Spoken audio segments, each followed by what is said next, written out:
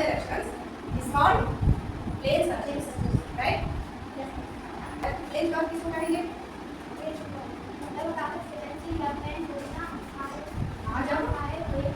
और ये पेज है हमारा, ब्लैक बोर्ड क्या है? पेज है, पेपर है। तो पेपर से पेन या पेंसिल, अभी मेरे हाथ में क्या है? तो पेन या पेंसिल हटाए यहाँ पे बिंदुओं को मिलाते हुए कोई भी आकृति बनाते हैं तो क्या कहेंगे? प्लेन कर्व, ठीक है। लेकिन हम आकृति किस तरह बना सकते हैं? एक मैंने ऐसा बनाया और एक मैं ऐसा भी बना रही हूँ, ऐसा भी बना रही हूँ। तो हमारे पास कितने तरह के हमको प्लेन कर्व के उदाहरण मिल रहे हैं? कितनी तरह की आकृति बनी है? दो तरह की। कौन कौन? इसको क्या कहेंगे? क्लोज कर्व और इसको ओपन कर्व। यानी कि कर्व अगर बनता है तो वो दो तरह का होता है, ठीक है। कोई भी अगर आकृति बने तो दो तरह की बनेगी। किस तरह की बनेगी आकृति? दो तरह की बन सकती है। या तो कर्व हो जाएगी, उसको क्या कहेंगे? Open curve. या तो बंद बनेगा, उसको क्या कहेंगे? क्लोज कर्व, ठीक है। तो कोई भी शेप अगर खुला रह जाता है तो उसमें कोई चीज बना नहीं सकते, है ना। तो हम उसको यहीं पे छोड़ देते हैं, सिर्फ पढ़ने लिया है। लेकिन हम किसमें आगे बढ़ेंगे? Close curve. अब क्लोज कर्व में दो तरीके से बन रहा है क्लोज कर्व। एक तो जब हम सीधी सीधी रेखाओं से मिलकर हम कोई क्लोज कर्व बना रहे हैं, ठीक, या फिर कर्व लेते हुए कोई कर्व बना रहे हैं। दो आकृति बनती है, बन जाती है। एक डंडियों से मिलके और एक सीधे कर्व लेते हुए गोलाकार, है ना, इस तरीके से। तो ये तो बना है हमारा फिगर क्लोज कर्व है, जो दो तरह का बन रहा है। एक रेखाखंडों से मिलके और एक बिंदु को मिलाते हुए गोल। तो जो रेखाखंडों से मिलकर बना है उसको कहते हैं रेखा, है ना। यानी कि अब एक शुरू क्या होगा? रेखाखंड से कोई आकृति बंद आकृति बनेगी तो कम से कम कितनी रेखाखंड हो सकती है? तीन, कम से कम तीन, ठीक है। दो रेखाखंडों से हम कभी भी कोई भी क्लोज कर्व नहीं बना सकते, ठीक है। तो हमने लिया यहाँ पे दो रेखाखंड, इससे नहीं बनेगा क्लोज कर्व। तीन लिया तो बन गया, ठीक है। यानी कि दो से अधिक रेखाखंडों से मिलकर बनने वाली बंद आकृति को क्या कहते हैं? दो। बताओ बहुभुज का उदाहरण कोई बताओ हमको।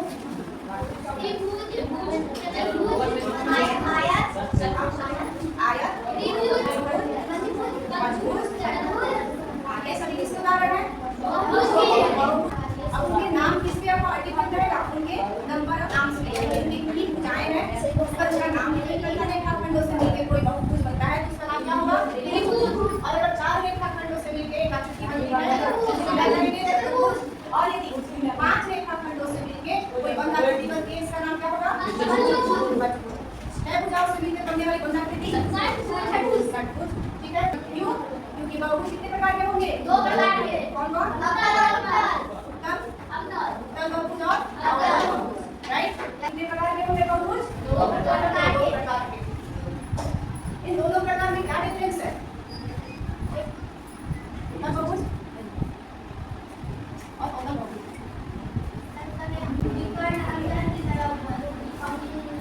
या अंदर की तरफ विकर्ण किसमें? विकर्ण अंदर की तरफ बनते हैं और उसके अंदर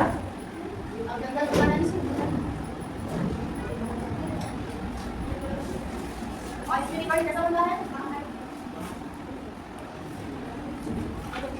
उसके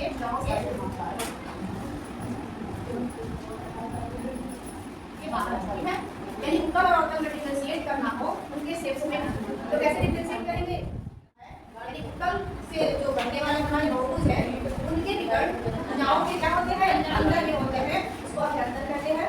और अवतल में क्या होता है? जो भी शेप बनेगा उसके विकर्ण कहाँ होंगे? भुजाओं के बाहर होते हैं। जैसे कि ये शेप बाहर बनता है डबल टाइप में, तो अगर इसके कोने कोने में मिलाओगे तो विकर्ण कहाँ बनेगा? बाहर। या फिर तीन पैटर्न निशान वाले शेप है उसमें विकर्ण भी कहाँ बन रहा है? बाहर। लेकिन उत्तल में क्या क्या उदाहरण है? त्रिभुज, चतुर्भुज, पंचभुज, षट्भुज, सतभुज, अष्टभुज, नवभुज, ये सभी किसके आ जाएंगे? उत्तल बहुभुज के नाम, करेक्ट। अब उत्तल बहुभुज में हम आगे बढ़ेंगे। क्यों? क्योंकि इसके विकर्ण अंदर की तरफ बढ़ते हैं, इसलिए हम अगर इसका करते हैं केवल इसी बहुभुज का करते हैं, इस बहुभुज का नहीं करते हैं, क्योंकि ये विकर्ण कहाँ बनाता है? बाहर। ठीक है। अब उत्तर में कितने प्रकार के बहुभुज होते हैं? उत्तर बहुभुज कितने प्रकार के होते हैं? दो प्रकार। कौन कौन? समबाहुभुज और विषम बहुभुज। ठीक है, समबाहुभुज किसको कहते हैं?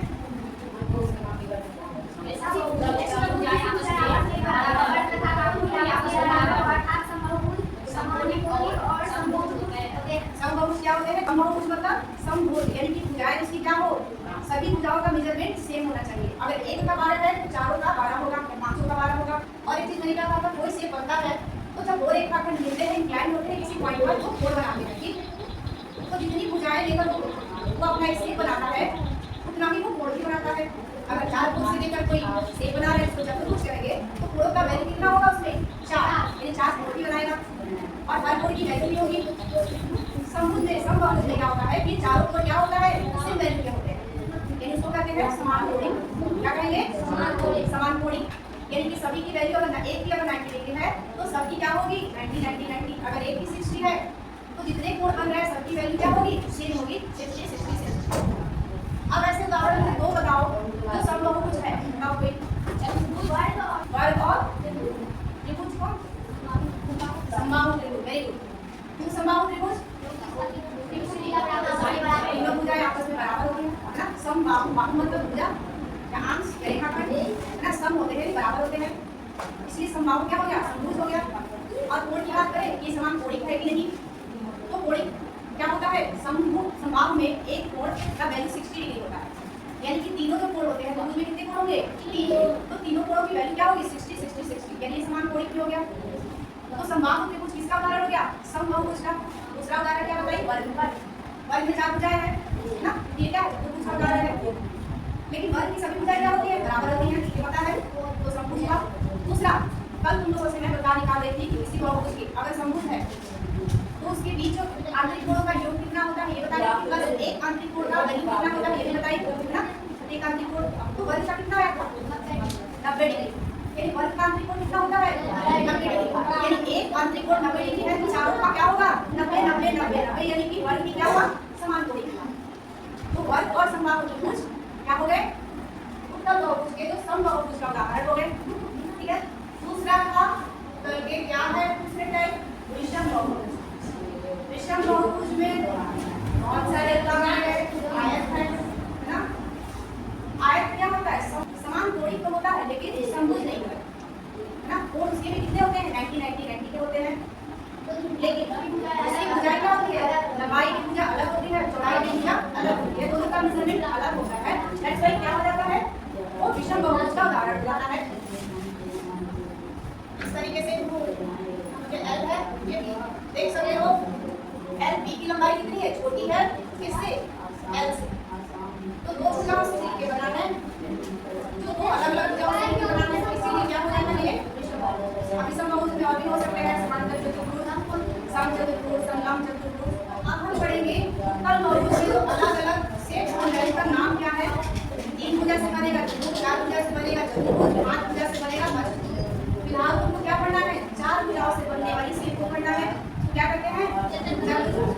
अब चतुर्भुज के बारे में आज पढ़ेंगे। कल मैंने बताया कि अगर ये सारे बहुभुज अगर बन रहे हैं, चाहे पंचभुज हो, षटभुज हो, जो भी बहुभुज होगा उसका आंतरिक कोण भी होता है और बाह्य कोण भी होता है। और आंतरिक कोणों का योग भी निकालना बताइए और बाह्य कोणों का योग भी, और प्रत्येक बाह्य कोण की वैल्यू और प्रत्येक आंतरिक कोण की वैल्यू। बाह्य कोण का योग क्या होता है? कितना होता है? प्रत्येक बाह्य कोण की वैल्यू हर जगह क्या होती है? सेम होती है, अलग होती है। अगर कल में पहले प्रकार में पढ़ रहे हैं समबाहुभुज की, तो अगर समबाहुभुज का उदाहरण है वो, तो प्रत्येक का बाह्य कोण क्या होगा? समान होगा, यानी सबका अगर एक पर 45 डिग्री आया तो सबका क्या आएगा? 45। और आंतरिक कोण भी क्या होगा? सबका बराबर होगा। कोणों को जोड़ दोगे तो प्रत्येक सभी का आंतरिक कोण का योग निकल जाएगा, और सभी बाह्य कोणों को जोड़ोगे तो बाह्य कोण का योग निकल जाएगा। लेकिन किसी भी n भुजा वाले बहुभुजों के आंतरिक कोणों का योग का सूत्र क्या होता है?